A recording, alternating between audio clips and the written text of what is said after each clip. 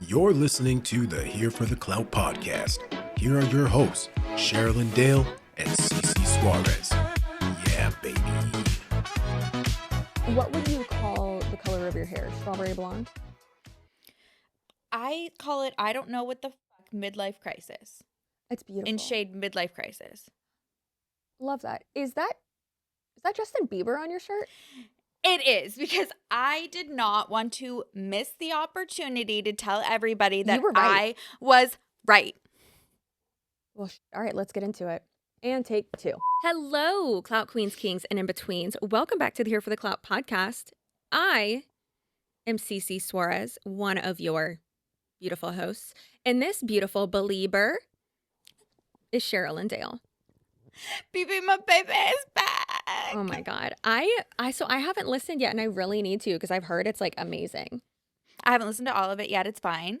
It's fine. But I was just, when I saw that, I was like, I knew it. I love that Haley responded to something or quote tweeted something or whatever and said, "Is it clocking to you losers yet?"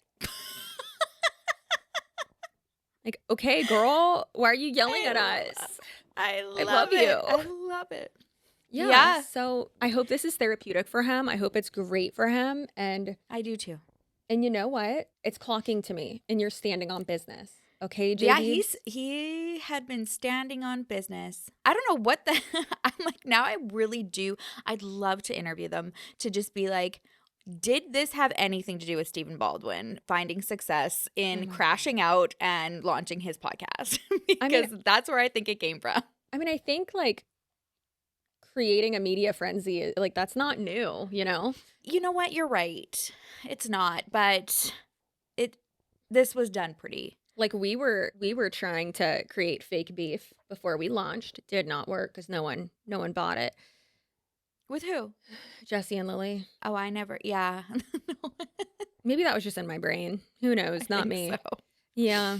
Anyways, but I do have a comment call out. Okay. Oh, And- is it the one you sent me? Because I do love that one. I'm pretty sure, yeah. Okay. It's from Alicia Garcia, and it says, "Who needs friendship rings when you have matching cancer scars? Made me laugh so hard, I peed a little. Y'all always put a smile on my face and make single mama life a little more bearable." I love that for you, Queen, but I love it, honestly, more for us, and we appreciate you. I don't think we updated the podcast. It turns out everything was fine. I don't know what it, as soon as they just said some or other, like, I don't know, growth, I was like, I clocked out. It was wasn't not clocking to you. It was not clocking to me anymore what it actually was. I just knew it wasn't skin cancer, which is always where you go, right? So anyways, that's why last couple episodes, because we batch filmed, I just looked a lot more tired than usual because there was no makeup and little bits of like scabs and stuff because we burned those bitches off. I don't think you looked tired. I think you looked like a hard-working mother. I'll take it. Yeah. That's also true. So yeah. don't talk about my friend We like do that. be hard working mothers out here. We do be Are you that. excited for your vacay? I'm so excited. When do you guys leave? Friday or next Monday? Wait, for which one? Oh, I don't know. Boca. Oh, that is... This month is way too long. Like, how many weeks are in July? Jesus Christ. So it is not this Saturday, but next Saturday is when we leave. And then we get back the Saturday after that. But this Friday, it's already happened by the time you're watching this, maybe. I don't know. We are taking the Beaninator to Disney for his 2nd birthday. Oh my God, that's going to be so fun. And I'm so excited. We're staying at the Contemporary, and it's always been one of my like favorite Disney hotels. I'm not a Disney adult, okay? But I went there and we stayed there when I was little, and it's expensive. But realistically, like, girl, for his 1st birthday, I spent probably like $5,000. It was so dumb. Why did I do that? It was when you so just get hot. out of control, yeah. Yeah, it was so hot. I was running around. I didn't get to enjoy anything. And hardly anyone got in the bouncy house. You think it's like, this is going to be so worth it. He's like, he has no fucking clue No. what happened. No, it was more so for me and Tony, but like I didn't get to enjoy it. Half the people who RSVP'd didn't show up.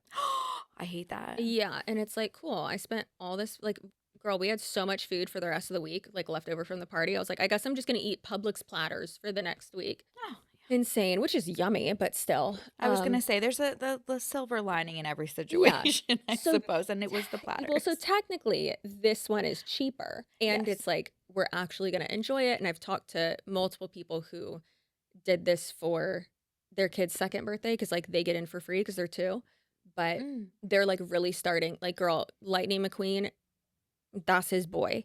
And Yeah. he loves it so much. And so we're so excited. But I talked to Hannah Alonso. I texted her and she sent me multiple. And when I say multiple, I mean at least 7 5-minute long voice notes through text being like, I don't know if you know this, but this is a Disney adult's dream, is being asked for advice. And I'm like, okay, girl, tell me.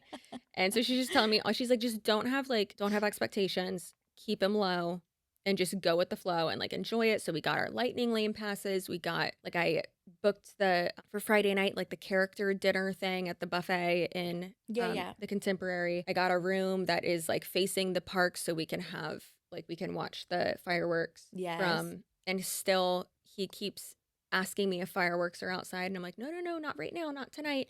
It keeps going boom. And I'm like, You're like, but you're going to see them soon. I know. But then I keep remembering like, oh, he doesn't have a concept of time. So like he keeps asking. Also, yes. Yeah. But we watched fireworks on my phone last night so he could like get used to it, I guess. But I can't wait for the vlog or the reel, the little recap. I probably won't even do one. You probably won't, but I'd like you to consider it. I mean, I'll send you pictures, but I've been very well. I've been posting him like not at all on my social media. So, probably will continue to not post him, but okay, very well. Yeah. I get it. I'll send you pictures, girl. Okay, I'll take it in. I'll take that. You'll get personal content. There we go. Yeah, it's going to be great. Yeah. Do you have any comment call outs? I don't. That's okay. I've been crashing out. Hold on. Let me just see. Let's say a quick look see here, okay? Just 1 second. Here was a really good one from no number at the end of name. And it says, I can't wait to hear about and forget about some shit I don't care about.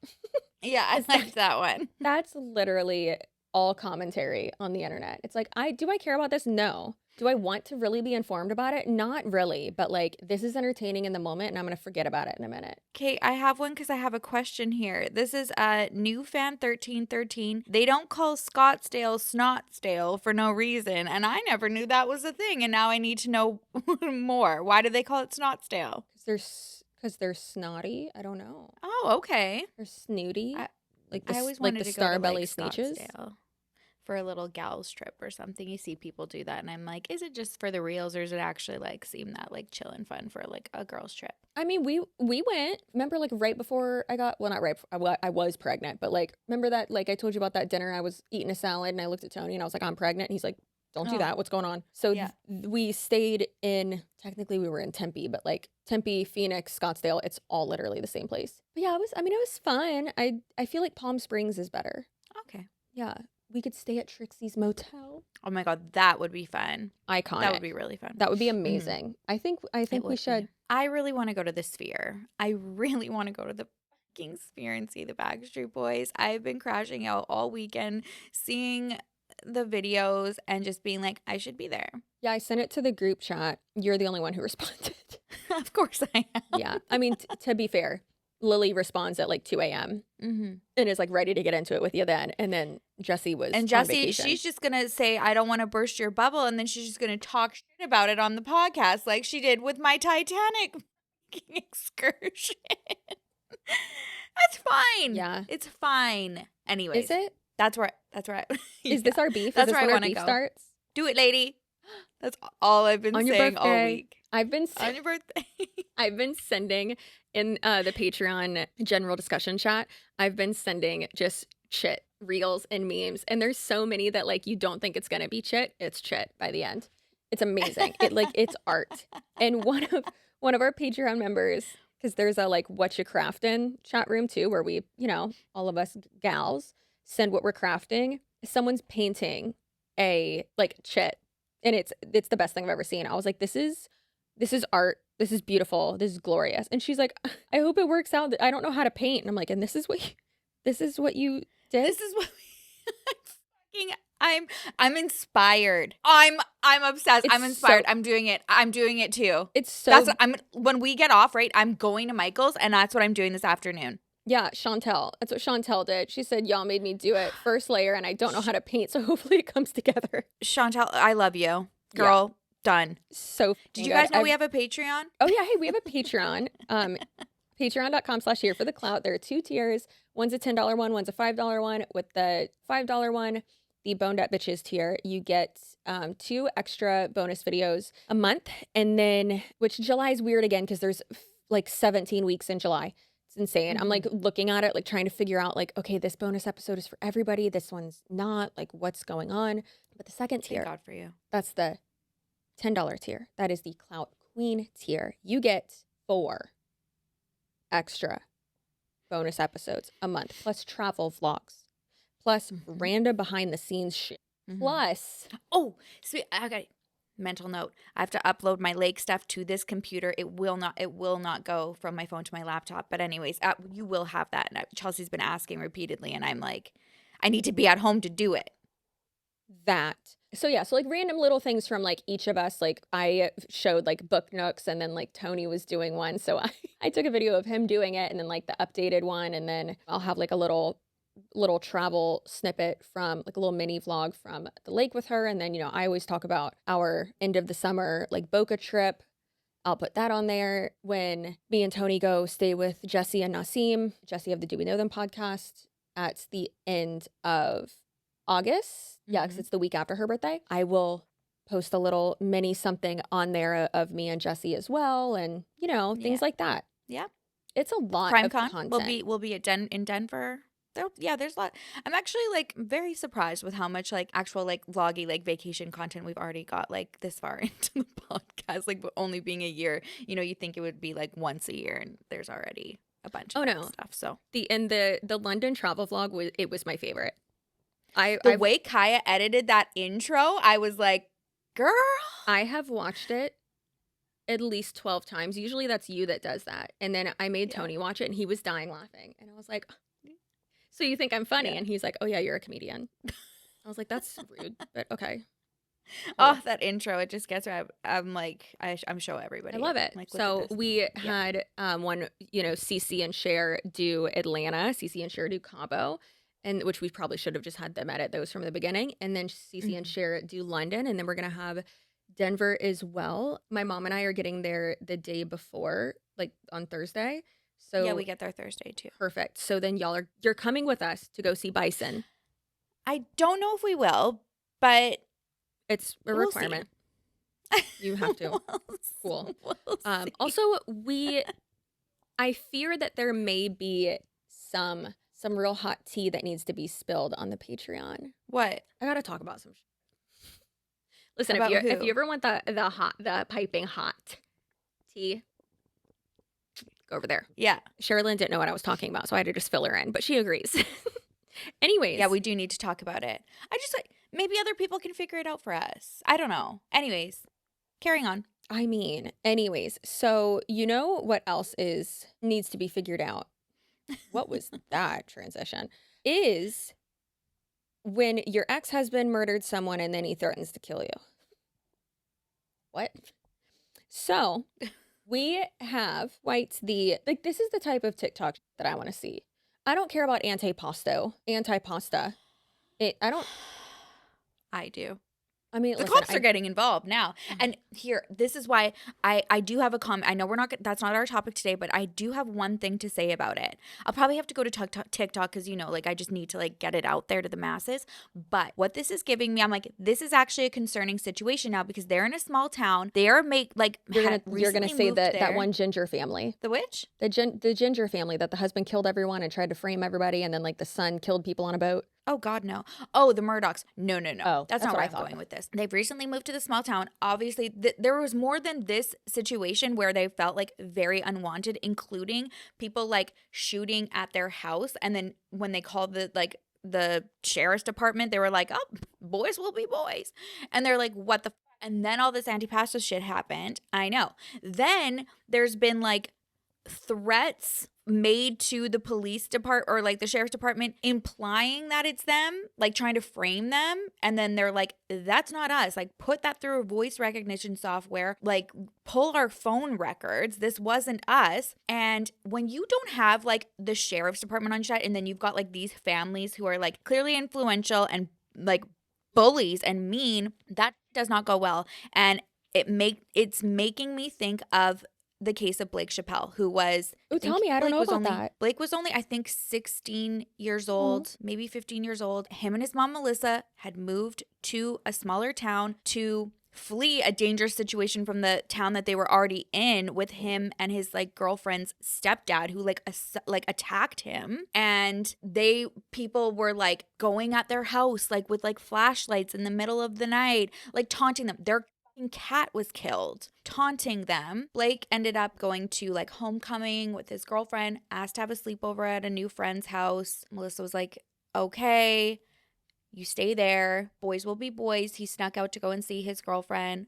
Did make it to her house, but her grandma like found them. And so he like left out of the window. He never made it home. He was found, I think, like 90 days later. Forgive me, you guys. I have the whole case on my channel where like I have like everything like in like facts. Yeah. So I'm just doing like a loose view over here. But yeah, he was found murdered, and I think only in his boxers, and like kind of like in like a little ditch. And yeah, like his murderer has never been found. There has been like even more threats to Melissa. So it's like, yes, this is like, oh, okay, like the antipasto, but it gets scary. Yeah. You know what I mean? Like, it can get really scary when you are like an outsider and people don't give a fuck about. Well, and when it's also from like a law enforcement, like organizational type of standpoint, when it's these small towns, that in small towns is easier to be corrupt. And when you're not having that like media coverage on the sheriff's office, and you're not being like held to the same standards and like checks and balances and stuff. And, you know, it's a lot of nepotism, and people like a sheriff that's an elected official. And like, I'm sure that sheriff has been the sheriff forever. And don't get me wrong, there are places where like the sheriff does not, they run unopposed because it's like, no, we love you. You're in this for life. Like Grady Judd, where the one we showed you like compilations of, love him. But like that's a pretty large, you know, sheriff's office. And so that's obviously different. They have a social media presence. Like they're everywhere. And so like they are obviously like held to a higher standard. But places like this, that it's like, I don't want to say low key, but like a lesser known tiny ass town, not a huge population. And think about it. How big is their sheriff's office? Like I've never even heard of this town they're from. Yeah. I mean, I don't know either. And so that's all it keeps making me, every time she like posts, and like now that she's like talking about like law enforcement being involved and like really making them feel like they're also like on the outside, I'm like, girl, I know it's easier said than done, but get the out. Like, it sucks to not be like obviously accepted. Like, she's like, we feel so unwelcome. Like, we just moved here, and it's like, that sucks. Yes. But yeah, if you're unwelcome, if that's how you feel anywhere, leave. Don't be Please. places where you are unwelcome. Please, Goodbye. that Nothing good hurts happens. my heart. Yeah. Yeah. And I get it. It shouldn't be that way. No. And I fully get it. Yeah, but your husband's a truck driver. Y'all could live anywhere. Exactly. Yeah. Anyways, okay. Now let's talk about this. All right. So who is involved? Whomst. So there's a content creator who covers mom life, and that is Mirandanar. Mirandanar. And okay, yeah, so she covers mom life, stuff like that. I've never seen her content, so I don't know if she like is exploiting her kids, and if it's like family content, or if it's like actually more like mom sided, which anyways. But a funny example of her content, let's play this just so we, have an idea of who she is. Okay. This message is for my kids, your kids, and all of the kids that do questionable See this? Nobody's gonna eat this. You can throw this away. Please finish the water before opening another one.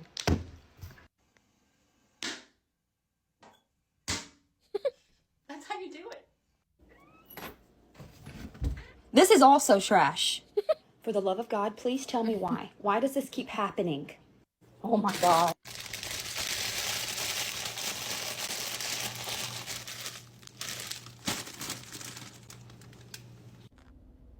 What is this? Oh, My car is not a dumping ground for trash and clothes and toys and literally everything else. And lastly, before you walk into a room with a door that's closed, this is what you're gonna do. Just like that. Sincerely, every single adult. Except for men. Y'all do the same. This message is... I like it. I do like it. That is relatable. However, Yep. you gotta like teach your kids not to do that. Obviously, I know like Yeah. bold coming from someone with a 2-year-old that is like abusive towards her. So cool. Yeah. I cried the other day because he hit me in the face. We'll talk at 8 and 9 and 12. He hit me in the face with his shoes and I cried. Oh, babe. Yeah. And Tony was like, "It's okay." And I was like, "He's not mean to you like he's mean to me." It does get to you, babe. I've had some good Yeah. ones, like those little fuckers. You love them so freaking much. Yeah. And then it's like, why? Why do you do this, man? Yeah. But then he gave me a kiss afterwards and said sorry.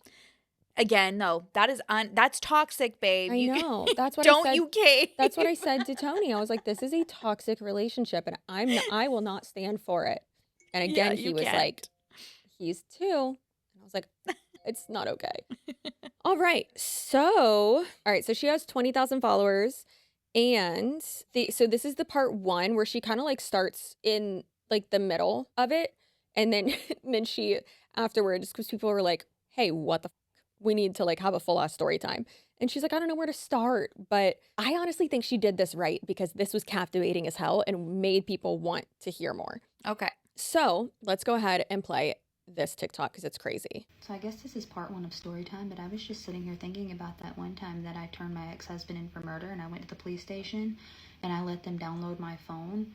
And when I turned my phone back on, he had texted me and asked me what I was doing at the police station, and the detectives read that text message when they turned my phone back on. I let them download the phone so they could try to trace the location of where he took me, where he said the body was. Turns out they didn't even need the phone because when someone shows you where they put a body, you remember.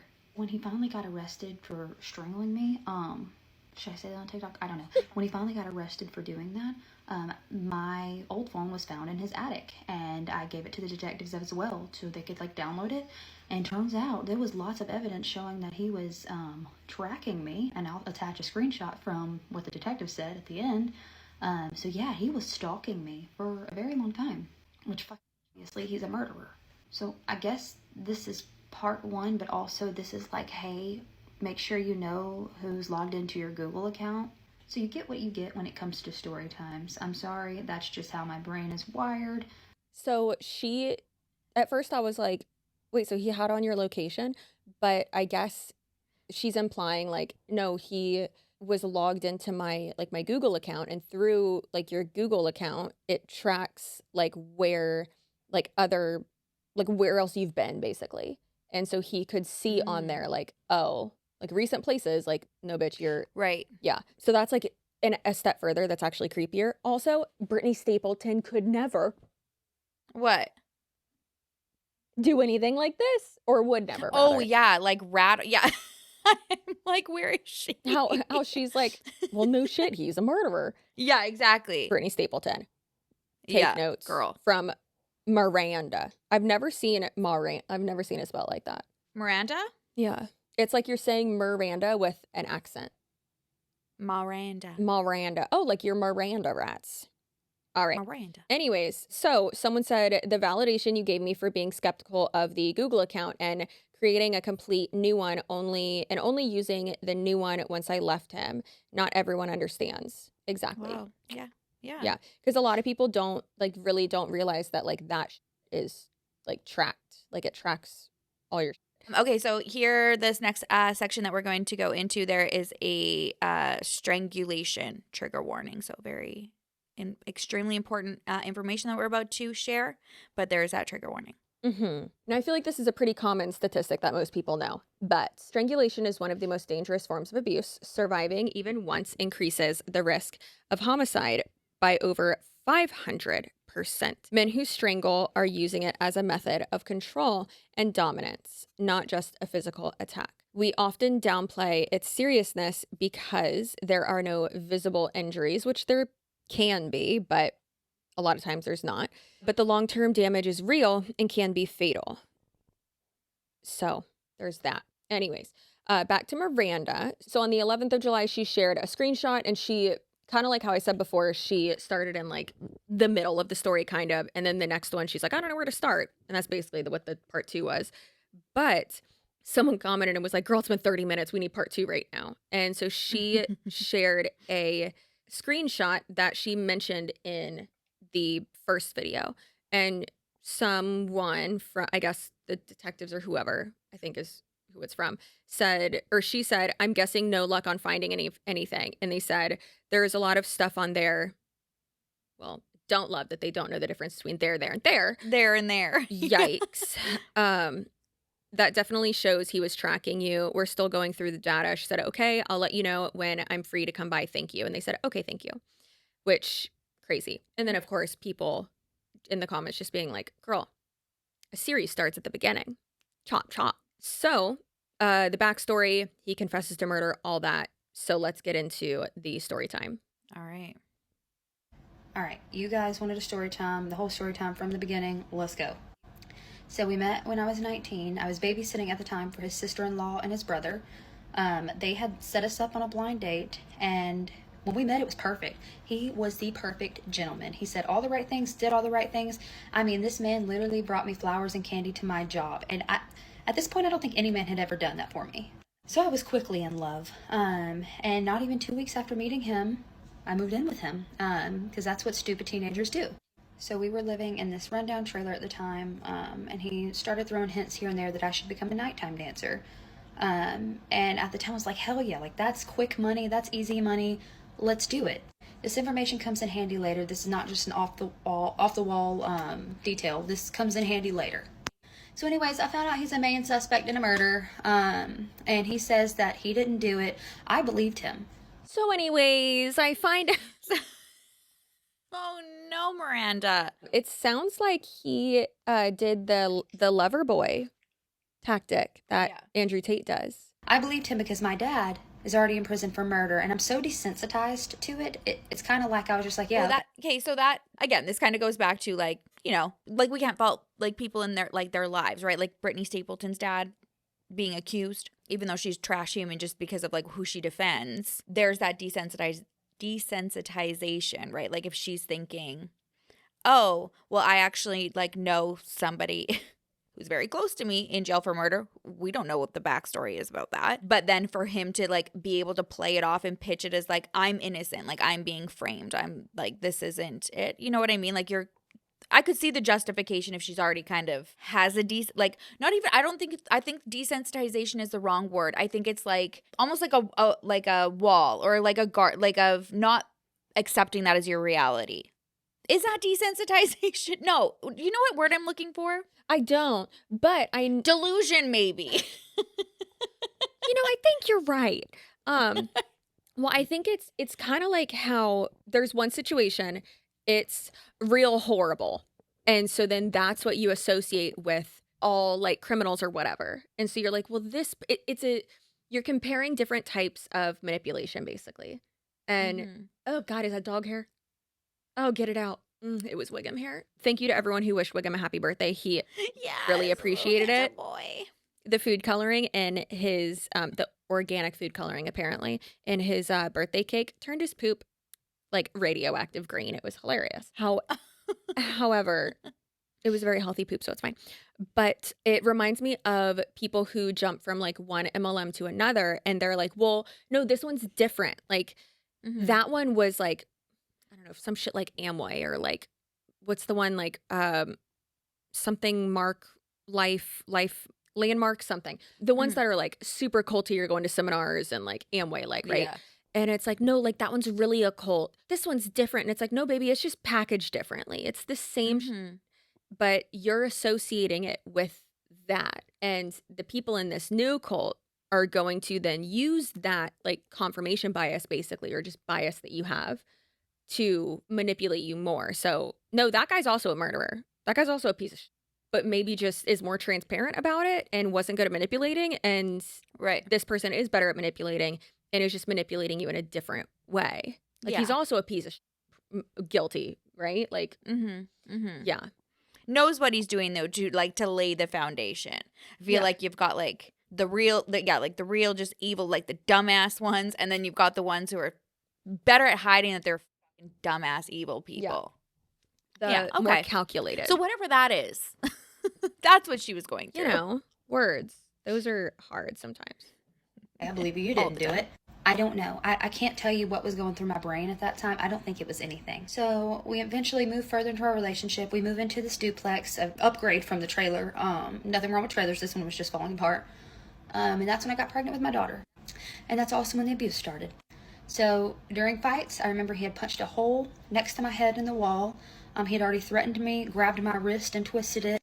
And this is also where he told me that he actually is not only the main suspect in the murder, but that he actually did it. But he said he did it at this time out of self-defense. And I, of course, believed him. And I believed him, I think, because on the good days, things were so good, and it was hard to believe that he was a person who'd do things like that. And I made excuses for him, like he's just having a bad day. Maybe I ran my mouth too much. Maybe I started this. And now that I know that that's a cycle of abuse. Mm-hmm. But as a 19-year-old, I had no idea that this is not normal. None of it was. I am not even sure where I'm at in the story time. I suck at this. But sometime after I had my daughter, he took me to where he put Samuel's body. He told me to turn my phone off, and we drove to the location. I remember what it looked like to this day, and that is eventually what helped the case, but we'll talk about that later. But then he told me that if I ever told anyone, he would kill me and take our daughter. And I honestly believed he would, because at this point, he already controlled everything in my life. My money, my body, my job, even what I did and didn't do with our daughter. So like a good wife, I stayed quiet. You know, things were always up and down. We were up and down. Good days were great, fantastic, which is what made me stay so long. Bad days, they were awful. And I know I'm everywhere with the story. I'm trying to keep up myself. Okay, I don't know where I'm at in the story. I need a break. Come back for part 3. See, I knew I left something off. So he was married before me. This will also come in handy later. And also, I'll go ahead and attach pictures of the trailer we lived in, and then the next house where he was punching holes in the wall and doing crazy already. Okay, here's the trailer we lived in, just so you can get an idea and a visual. One hole, hole number 2. And there were more. Those were just so happened to be the ones I got pictures of. And lastly, people were asking the name of the victim, the person he murdered. His name is Samuel Waters. I'm not going to share too many details about him. That's up to his family. I'm just going to tell my part of the story and what happened with all of that. But I think when we met, hold on, I got to do math. So yeah, when we met, it was 3 years since he had done what he did. I'm trying to be careful with what I say on TikTok because I don't want to get banned. And when he got convicted, it had been 10 years since he did what he did. So yeah, more parts coming, I promise. 10 years. That's crazy. I mean, again, it's like he got away with it for 3 years, right? But it's also, well, for longer than that, most likely. But it's just like that. Investigations take a long time. Obviously, you need to be able to build a case. Because I know there are a lot of people who, even with like, I even, oh my God, I almost called him Chris Stapleton. Chris Stapleton, I'm sorry you keep catching strays. Even with Josh Stapleton, even with Elizabeth, it's like, people are like, how the are they not in prison? Obviously, Josh Stapleton is, but it's like you have to try to create a case and an argument that is not going to, you know, just fall through the cracks and something that is going to be so stable. And because you have literally one shot, and then because of double jeopardy, like that's it. Yeah, and it sucks, but that's how. Obviously, there's more. Like the good.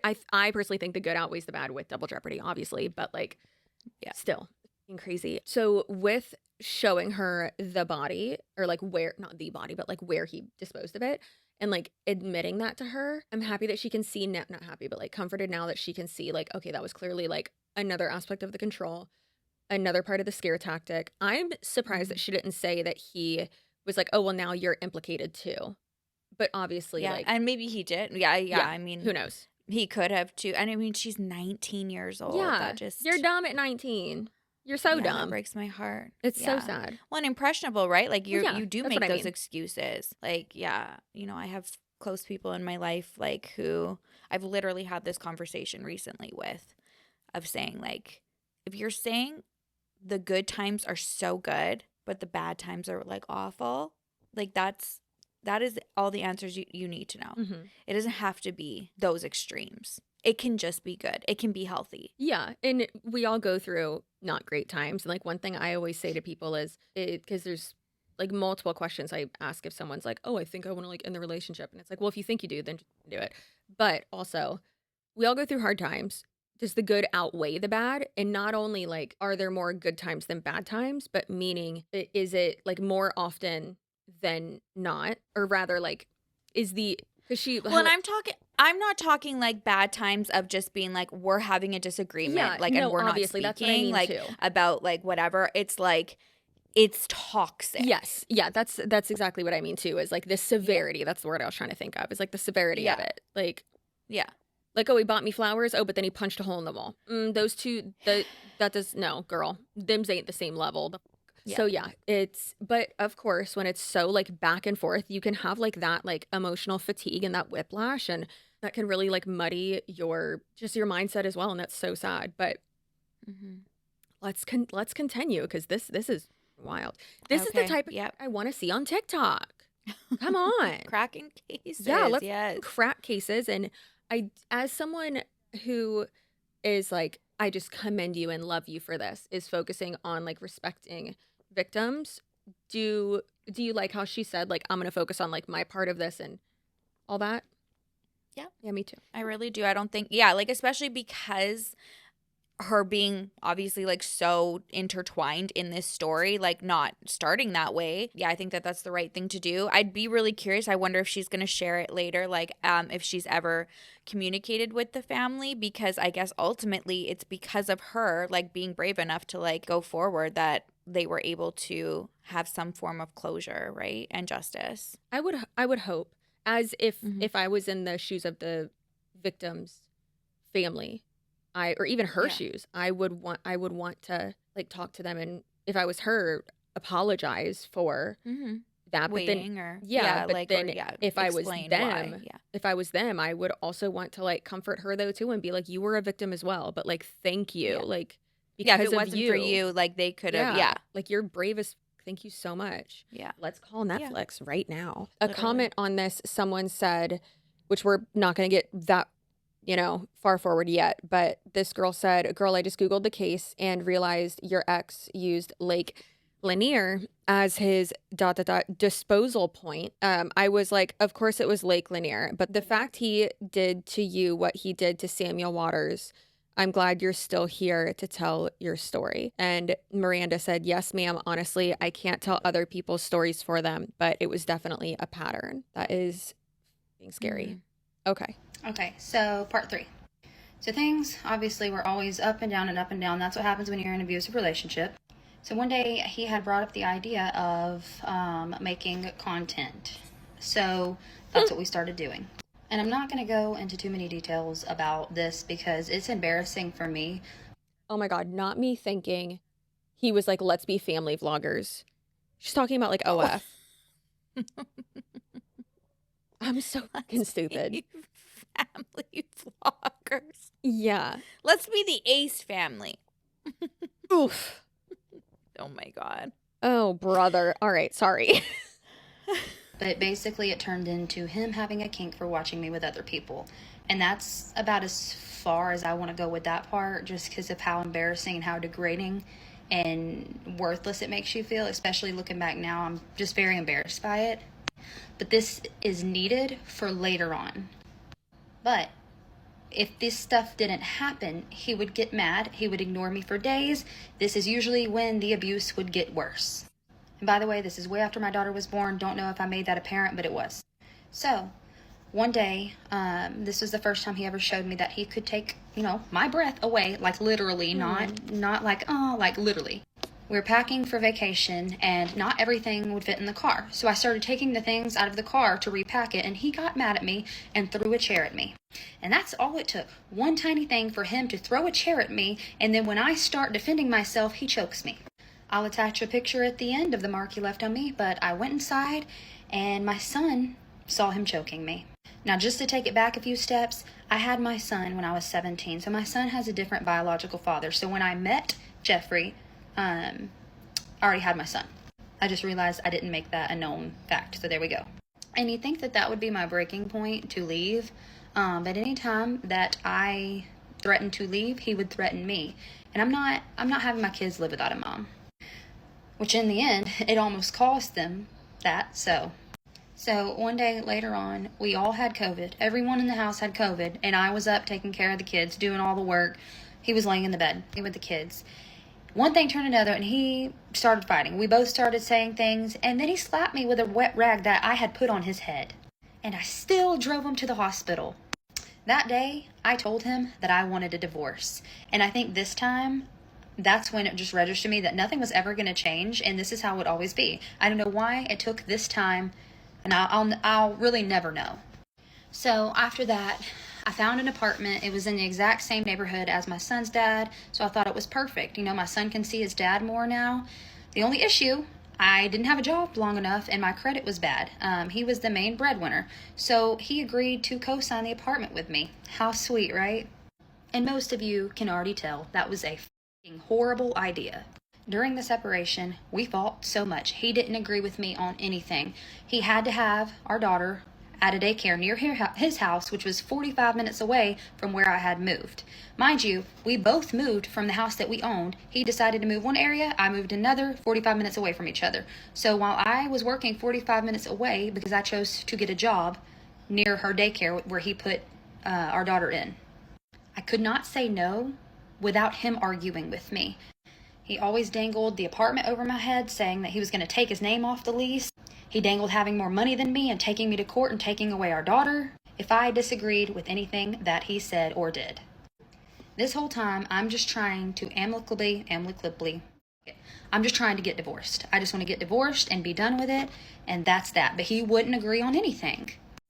I told myself when I left him, once we got divorced and custody was established, I was going to turn him in. I was going to tell the police. I did not want to live with that on my conscience. I don't want the bad karma. I'm going to tell as soon as I know and can guarantee I can keep my daughter safe. I know this story's everywhere. Please hang with me. So, after probably the 100th time he tried to control me while we were separated, I told him, I said, I'm telling of everything you did. I'm telling all the abuse you've caused me. I'm telling that you murdered someone and all the details that you told me. And you know what he said? Good luck. He said good luck to me because he said that there's no body, no case. That's what he told me. He told me that if I ever told on him, he was going to take me to court and he was going to use my mental illness against mental illness, by the way. I'll go back to that. He was going to use my mental illness against me to take our daughter. But at this point, after going through with him and him just controlling my entire life, even separated, I didn't care anymore. I remember thinking back to the day that I went to the detective's office or the police station or whatever. I remember thinking to myself that if life is like this, then I do not care if he kills me. I do not care what happens. I just wanted to be free.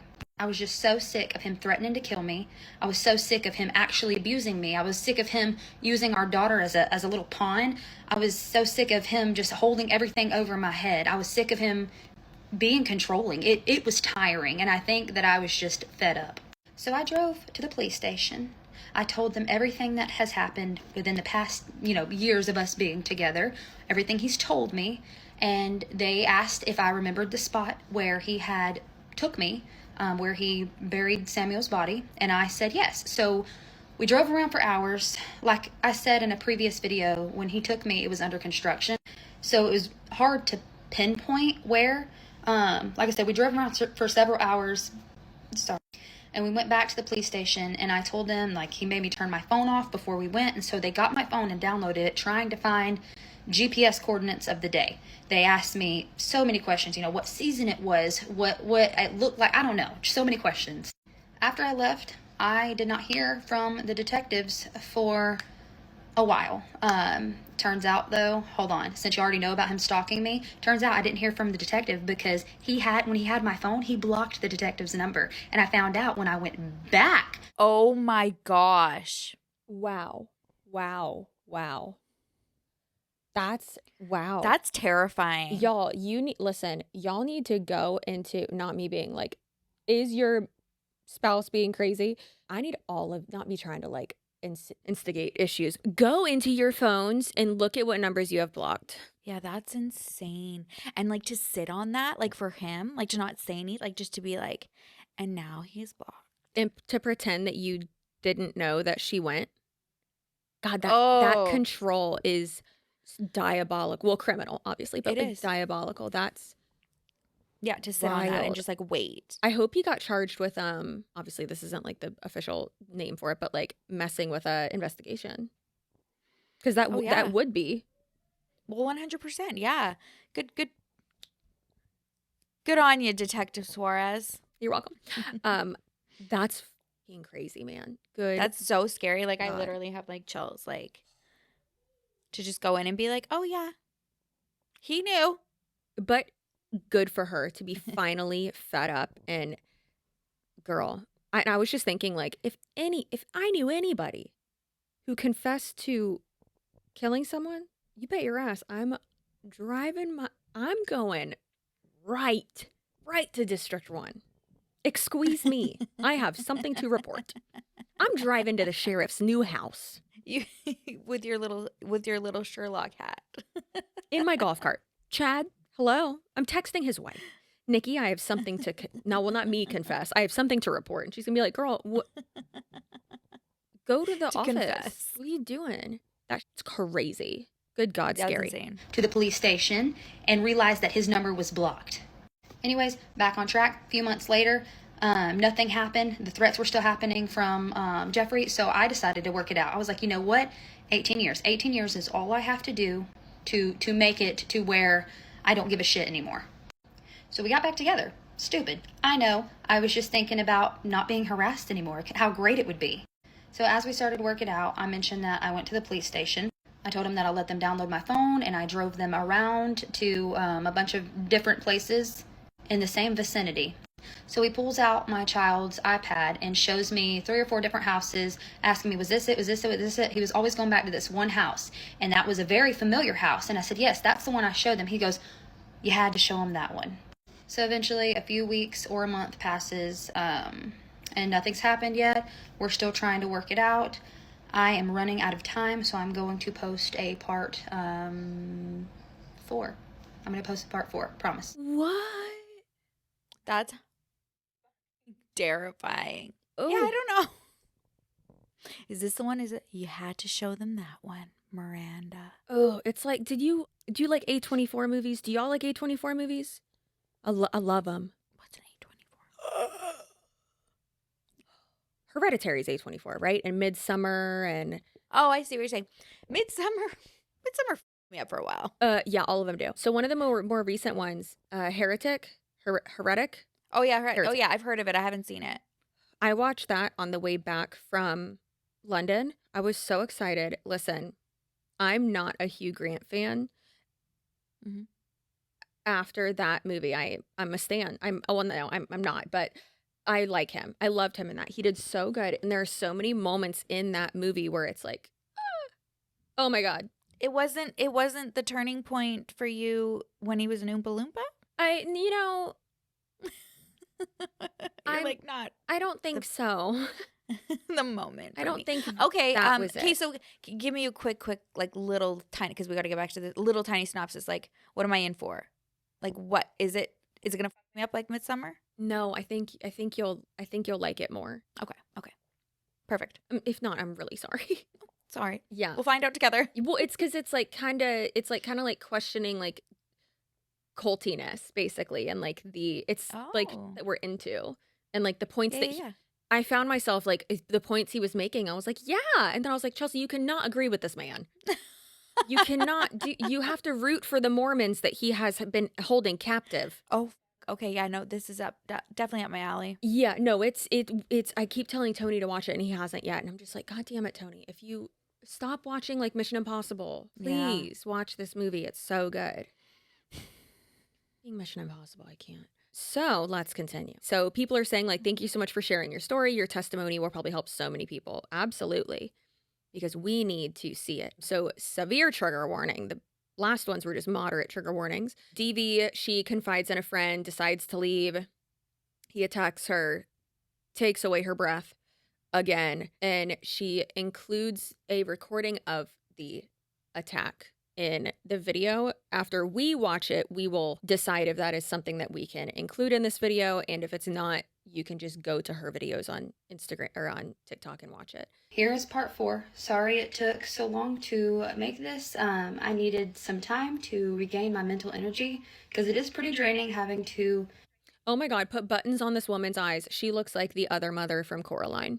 Oh, she does. She's so cute. I know. I've been trying to think. I'm like, what do these like, this like beautiful doll mouth and doll eyebrows, like what is it giving me? Literally. Well, and the cheekbones, like. Yeah. Mm. Way too good to be threatened by a murderer. Anyways, 100%. Let's go. Pull these parts out from the back of my brain where I have buried them. So this one I am going to put a severe trigger warning. I mean, all of them are triggering, but this one is going to use some certain words that I'm going to have to censor. So just bear with me. So my last part, I mentioned how I went to the police station. They downloaded my phone. I forgot to mention that's when he had texted me and asked what I was doing at the police station. So he already knew that I had been there. So there's that. I forgot to mention that. I also forgot to mention that sometime in all of that, I'm so sorry, Mrs. He not only told me, that he did it, but he told me how. This video I will be telling you guys, but I will not be saying. I will just be showing the news report. It's just like it says. I just don't want to get banned, and this one's already gonna have a ton of sensitive stuff in it. Okay, so we're still trying to work it out. I'm still living in my apartment. I'm still paying rent on it, and he's still living in his separate house. Things are all right.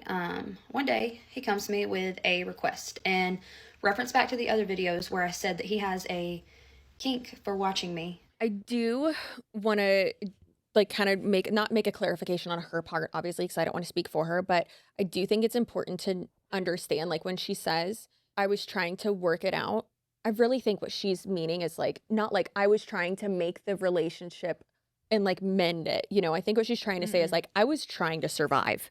Survive, yeah. Yes. Exactly. I was just going to say the same thing. Yeah. Yeah. So I think that's... Well, and especially the last thing that she said in her mind, can you imagine sitting there with yourself and being I just have to get 18 years, not 18 days, not 18 months, 18 years. I can do it. And thinking that until this will get better. Or convincing yourself was that the solution. That's easier than, which goodness, it breaks my heart. Unfortunately, with a lot of people, it's the situation you are used to, right? It's just easier to deal with than going through the discomfort, the drama, the potential dangers, the stress, the court, all that, right? I mean, it's kind of like with, not to relate every single thing we talk about to Elizabeth Tuckenbrock, but it's like with Andrew, people kept saying why did he stay? And it's well, he had 2 daughters, and really it seems like they were married for 4 years, but actually together for possibly 2. But for the last 2 years of their relationship, it seems like he was getting that paper trail, trying to make sure that he could get his daughters. And, it's sucks. But when you also see her manipulation too, I think people think that it's just always men, right? It's the men that manipulate the women. This woman is master manipulator. I've never seen something like this. So you can only imagine what he was going through, because we've heard from tons of other people. Sad. It's disgusting. It's also interesting because I've said this multiple times, but the women that she leeches onto and scams and lies to, realistically, those, she has a habit of, in my opinion, not typically taking money from powerful women, but scamming them in terms of time, effort, energy, emotionally, just lying to them and manipulating them. But the women she manipulates, y'all, sitting down at dinner, which is hilarious that we went to rb.gy, which is where she met the one of the I don't want to say elderly, but older men that she scammed out of nearly $1 million. So it's hilarious that we're literally sitting there and I'm sitting there with Nabila, which was one of her ex-best friends, and Rachel's sister, and Christina, the ex-assistant, and they are all bad, some of the most badass women I've ever encountered. And like, they're so cool. And Mhm. the women that she manipulates and that she lies to and that she leeches off of are badass women. But then the men that she manipulates and steals money from are, it sounds bad, but like a lot of times they're, broken or maybe insecure or, downtrodden, or maybe men that possibly do have like money to give, but maybe who are looking at her and are like, oh my gosh, like she cares about me, or like this beautiful woman, like the damsel in distress bullshit. And they're more easily manipulated, but I swear to God, like, and a lot of these men are so fucking sweet. And if you think about it, it's like, wow, this man was trying to help her so hard. And it's so fucked up the shit that she has done to so many people. And like, I've been interviewing like multiple of them, and because y'all know, like, Cher does like the narration and the script writing and all that, and like I'm in the sad ass trenches with these victims, and it's so fucking sad. Like, I was almost crying last night or this morning reading one of the people she scammed real hard, and it's just like, damn. And even someone messaged me a little bit ago, and he was like, yeah, aren't we all like super fragile from being like scammed by Liz? And I'm like, damn, bud, that's true. It's so fucking sad what she's done to people. Mm-hmm. But yeah, I mean, ugh, I hate it. I don't even know how we got there, but It needed to be said. yeah. Okay. It always needs to be said. Yeah. But yeah, like I think just because with Miranda, the staying of this staying, and Yeah. a lot of it is just for self-preservation and survival. Yes, And I know yeah. that does not make sense to people who have not been in that situation. It's like, if you know, and you don't want to know, but it is definitely like a club, like, if you will, that a lot of us are a part of, that absolutely understand why you do this. I mean, I've always said, like, if my abusive ex who died, if he was still alive, I wouldn't have the life I'm living right now. I probably wouldn't be able to be with Tony. I probably never would have met him, because I would still be trying to like save him, because I was sober when I came back from rehab and was like trying to get him sober. But like, it was easier.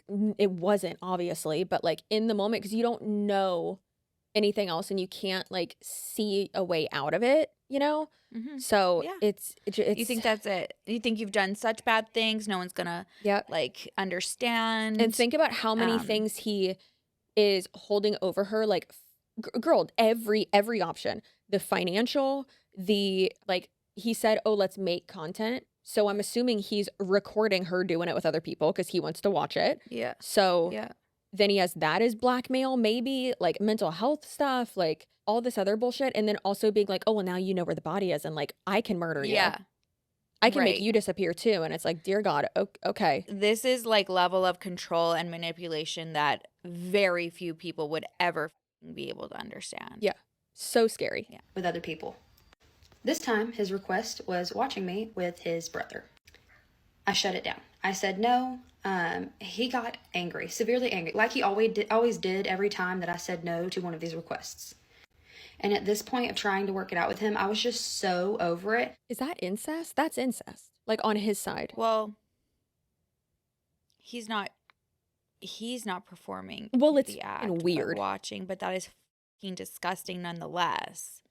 Like, fucking disgusting. And hey, if everyone's consenting, obviously, like, not with a family member, that's weird. But like, if everyone's I was like, Chelsea, where are we going? No. I'm saying, like, if if y'all are like doing something and it turns on, your spouse to watch you do something with someone else, and everyone's consenting and it's a safe environment, go off, queen, slay away. That's amazing. Get it? Yeah, but you're but that's not the situation, because that's not the same. That's no. Oh, that's, ew! Wait, we need that's to actually. That's how they met. An appointment. Wait, what? No, I'm saying like that's like we need to book a mental appointment. Oh, well, girl, we're way past that. But no, remember, that's how she said they met. She said they met through, she was like nannying or something for his brother and sister-in-law. Oh, I forgot that part. So that's like another power dynamic gross thing. Mm-hmm. I feel like the whole family should be put in prison. Not her. I like her. Because like, what's the brother. No, yeah, not her. Okay, we need to find out more what the I'm fuck's scared. going on. I went to my car. I sat in my car for hours. And when I finally came back in, I decided to go and sleep on the couch because I was not doing it. And at this point, I think this is what I was really thinking, like, is this what I want? So the next morning, we woke up. He thought everything was fine, and I was still pissed. I was still pissed that he got mad at me because I said no. So at that point, he was angry at me again because I was still mad, and so he started throwing shoes at me. That didn't work, so he tried to drag me by my hair off of his bed. So when I finally get up, I went to the bathroom, and that's when he pushed me, and I hit my back on the toilet and my head on the shower wall. So after that, I don't remember how things got to this, but that night I told him I'm going out with my friend. Her name is Christian, by the way. I'm going out with my friend, and I'll be back later. So when me and Christian were out, I told her everything. I told her the start and finish of the abuse, and for some reason, that convinced me to actually leave for good this time. She helped me out more than she knows. What's funny is that night, she does tarot readings. I think that's how you say it. Sorry. And that night, she told me, she's like, you're about to go through some and she's like, it's going to get worse, and then you're going to be fine, basically. Girl, you don't need fucking cards to tell you that. No. Anybody could have told you that. But vocalizing it to someone else is definitely like super helpful. So I love that she did that, and I love that that friend was there. And that's what happened. It was just super, super accurate. But anyways, so I texted him that night and I said, hey, I'm actually just going to spend the night with her tonight and I'm going to come get my stuff tomorrow. And he flipped his shit. He was texting me, blowing up my phone. I blocked him. I turned off my location because then he was sending me texts saying he was going to show up at her house. Turns out it didn't matter if I turned my location off or not. He had my location already. This is before I knew how he was tracking me. And later on, after he went to jail, by the way, I found out that he actually showed up to the Waffle House we were at when we went out. So that was really creepy to find that out. Anyways, the next morning, my friend Christian, she's passed out. So I texted another friend like, hey, I'm going to get my stuff. This is what's happening. If I don't text you back within an hour, call the police. So I pulled up to his house. I started recording and actually put my phone in my back pocket. So that way he didn't see I was recording. I was just audio recording just in case because of what had happened the day before. So I was packing. I was calm. He was following me around the house in every room, basically asking me why I was leaving, what I did last night, which I literally didn't do anything. Anyways, we get to a point where my phone goes off and my friend texts me, hey, you never sent me the address. So I took my phone out and I screenshot the address, and Jeffrey heard the screenshotting noise, and he said, why the fuck are you screenshotting my address? And took my phone and saw that I was recording. So after he saw I was recording, he noticed I changed my passcode because I knew he would take my phone. He took my phone every time we got in a fight. So then he decided to run my phone underwater. When that didn't work, he threw it outside. So I said, hey, if you don't give me my phone back, the cops will show up at your house. And that's when he pushed me up against the door like this, with this part against my neck. And I was begging him to stop. And then he flips me around and puts me in a chokehold. And then I remember waking up on the ground. I am going to attach the recording at the end of this. So I don't care. But I remember waking up on the ground, with him having my phone in front of my face, trying to get it to unlock with Face ID. And when it wouldn't unlock, because my eyes were closed because you just choked me unconscious, he told me to type it. And at that point I typed it. I don't care. You can delete it because I want to get out of here alive. So he got in my phone. He deleted the video. And I remember promising I wasn't going to tell anyone. I was like, you just need help. I'm not going to tell anyone. We can work through this, just because I wanted to get out of there alive. He told me to go ahead and call the police because he was ready and he was going to go out by unaliving by cop. If you understand what I'm saying. Sorry. I got to be careful with what I say. I promised again. I said, I'm not going to say anything. Please don't do anything dumb. Please don't yourself. And so he let me leave. And honestly, that had to have been God. Like, that was all God that day, because knowing his past, knowing his history, knowing what he's done to me, he let me leave. So I did. I called the cops. I told them everything. I didn't know where exactly I was because he lived in Cumming and I lived in Gainesville. I wasn't familiar with Cumming, so I met the cops at McDonald's. And here's the wildest part. I refused to go to the hospital until I knew he didn't himself. So finally, I told them all the locations that he could be at. They found him, and he had tried to himself. So they took him to a hospital. He was fine after a few days. I also went to the hospital. So now I'm going to attach the recording of him doing what he did, and the police report. You can pause to read that one. So yeah. So I forgot to mention, he did delete this video, but after all this happened, I took it to the police station. They downloaded my phone and found it in the deleted folder. This is a severe trigger warning. I don't think I can listen to it. Yeah, I don't think I can either. No, I can't listen to that. But hey, if y'all want to listen to it, go for it. Okay, so. Oh my God, he files for 50-50 custody. And just a side note, I am not the only person neither is Samuel. This is actually a pattern of his. And he nicknamed himself Sandman. So while he was in the hospital, he kept trying to call me. I had to call the hospital and tell them, hey, I just filed a temporary protective order. He's not allowed to talk to me. So that eventually stopped. And after he got released from the hospital, he went straight to jail. While in jail for aggravated assault, for doing what he did to me, they charged him with the murder of Samuel Waters. While he was in jail, he was breaking the TPO by having people contact me and threatening me if I didn't let him talk to our daughter, even though she was also part of the TPO. While he was in jail, I felt bad for my daughter to have to grow up without a father like I did, or a father that was in jail. So I allowed her to have phone calls with him. It got to the point, though, where he was calling multiple times a day, back to back to back to back, when I wouldn't answer. And every time his excuse was, I want to talk to my daughter, which is fine, but I say excuse because that was his way of harassing me. And it ended up getting so bad on my mental health. Girl, I don't want her to grow up without a father. He's a murderer. Yeah. It's better to grow up without a father than to grow up with a murderer as your father. Mm-hmm. Well, and also, like, clearly an evil. I mean, you have to be evil to take somebody's life. But, you know, we were talking about, like, semantics. There could have been, like, a manslaughter, an accidental, whatever. Maybe self-defense. You know, if someone's doing some time. I get it. Maybe he's going to be coming out. You want to keep that line open. Yeah, but that's not what we're talking about here. That's not what we're talking about here. Yeah, not at all. So, Miranda, love you, babe. It's okay. Yeah, no, obviously, like...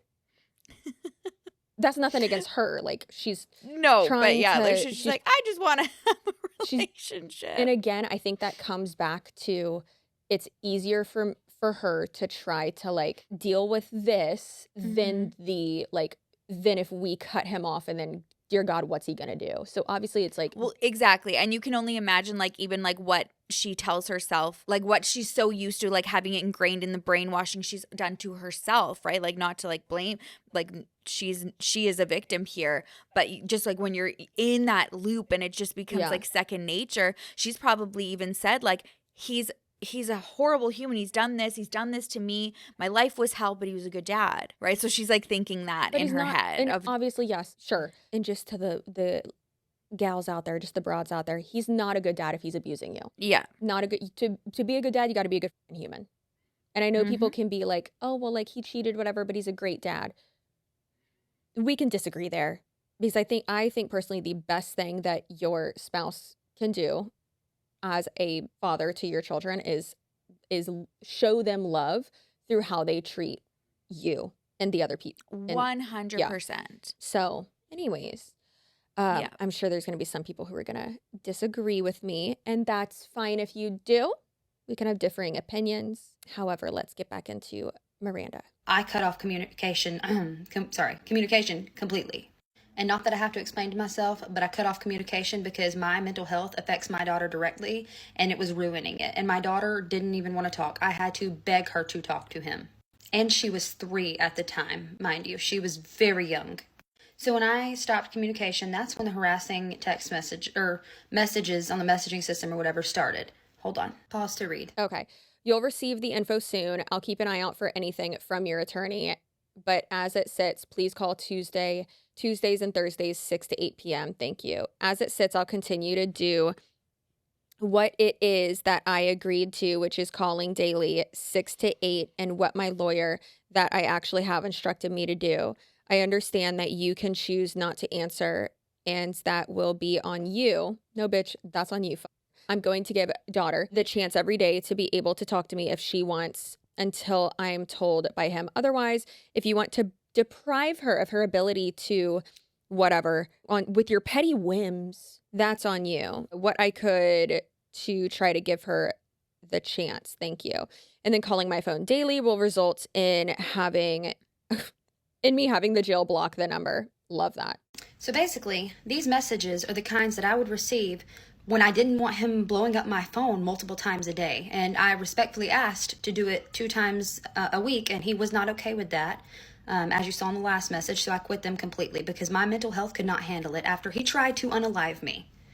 So then, later on, I filed for divorce. Him and his attorney filed for 50-50 custody while he was in prison for schmurder. It's almost like he wanted me to send her to his prison cell with a pack of ramen and a sleeping bag. But again, he told me that this wasn't over. He told me that no body, no case, and that he wouldn't get caught and he would be getting out. No body, no crime, no body, no case. That's so stupid and so ignorant, because one of my favorite books that I'm not done reading yet is Murder Without Bodies. Here's a screenshot of it. And one of my best friends, Jenna, the one that her daughter was born the same day as my son, and we have little pictures of them and the little thingies together in the hospital. We were right across the hall from each other. Love it so much. But her godfather is the one who wrote that book, and he's an attorney who specializes in taking on cases where the murder, baby girl, and no bodies, and he be getting them convictions, girl. He's such a badass. It's amazing. And yeah, so he should go to CrimeCon. Oh my God. Yeah, he just has to say, like, this is what he did. I'm the author of this. I want to go. I'm interested. Probably be one of the presenters. Yes. I could get him in if he wants to go. Ask Jen if he wants to go. I'll ask her for his email, or I'll just Google it. I'm sure it's in the book. Anyways, like the audacity. I love that she can see like a little bit of humor in it, like send my daughter with a ramen and a sleeping bag. Mind you, this entire time, his family paid for the attorney for both cases, the schmurder, the aggravated assault, and now the divorce. So months pass. I don't have money to hire an attorney at the time. So basically, his attorney keeps filing in things, and I'm filing in these things by myself. Finally, the trial day comes, and he pleads guilty to the aggravated assault. He got 10 years, serve 3 with time. I don't know. You can look it up if you want. I don't remember. Anyways, immediately after that court date, I went to the attorney's office that I was wanting to hire but didn't have the money. But I finally had the money, and I hired him. Rest in peace, Alfred Chang, but he was the best attorney ever. I have nothing but good words to say about him. Anyways, he immediately got to work on the case. He immediately filed for a hearing. That hearing got pushed off by Jeffrey's attorney, so that was great. But finally, February came. This past February came. So it had been 3 years since we were able to get a court date for the aggravated assault and the divorce. 3 years later, I show up with my attorney to the courthouse to get divorced, and he's not there. His attorney's not there. This whole time they fought me for 50-50 custody, filed in continuances, and filed in different motions just for them to not show up. So my attorney told the judge, Your Honor, he's in there for schmurder. He just got found guilty for aggravated assault. My client wants 100% full custody, obviously, because he is in prison. And the judge was like, okay. Anyways, a little backstory. I was going through an ectopic pregnancy 4 days before I showed up for my divorce. So I was limping in the courthouse. But I was going because I was getting divorced. I told the doctor who was doing my ectopic pregnancy, I need to be out of here as soon as possible. So about a month later, it's time for the trial for the schmurder that his attorney also pushed off for 3 years, but literally this happened 10 years ago. So this family has been waiting for 10 years. Basically, they called me and they said, hey, we don't know when we're going to need you. We'll tell you the day before. Great. Kid's in a full-time job. I'm going to make it work because the family deserves justice and everyone he has hurt deserves justice. I will be there. So they called me a lot quicker than I was prepared for, but I went shaking knees.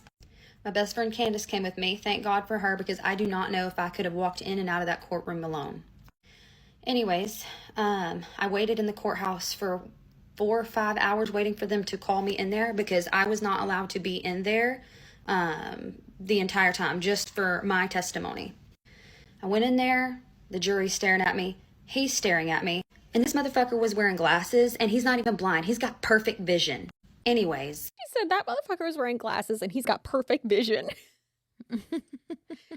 Oh, my God. Okay. It makes me feel better that she's like, you know, able to be The that way that we would that tell the bitch. story. Yes. Yeah. Yeah. I love that for her. Hell yeah.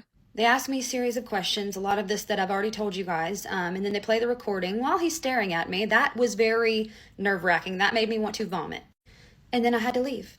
And I didn't know anything for what felt like forever. I think it was about a week. And so I was still on call, so I wasn't allowed to know anything. I wasn't allowed to hear anything, wasn't allowed to be there. So that was very stressful. I remember the entire time that was all I could think about. If he gets out, he's going to kill me. I think I stayed in prayer almost that entire time. I would pray out loud. I'd pray in my car. I'd pray at home, in the shower. Like, I would pray everywhere. And let me tell y'all, when they called me to tell me that he was found guilty, life without parole, I bawled like a baby. I don't know if any of you have ever been through this, but sorry, I'm starting to cry a little. Hold on. Freedom has a certain smell. I remember going outside with my babies and laying on the concrete and just looking up at the sky, and the air smelled so fresh. I took a picture that day, so that was from that day. Anyways, after dealing with all of this for so long, I can't even explain the feeling. So that was this past March 2025, and now, the last I heard, there's been an appeal filed, which is normal, but I'm not stressed about it. I truly feel at peace, and I'm so glad that Samuel's family got justice. I'm glad that everyone he's hurt got to get on that stand and testify against him. He was so sure that he was not going to get caught for this because he thought he outsmarted everyone. But he told so many people. He's abused and hurt so many people. When you hurt people and murder someone, it eventually catches up to you, even if you think you outsmarted people. And that was his narcissism shining through. But anyways, if you've hung on until part 5, thank you. And I know I probably missed things here and there, so if you have any questions, please comment them. I'm not the best storyteller, but I'm trying. It gets emotional and it gets overwhelming, but thank you guys for listening.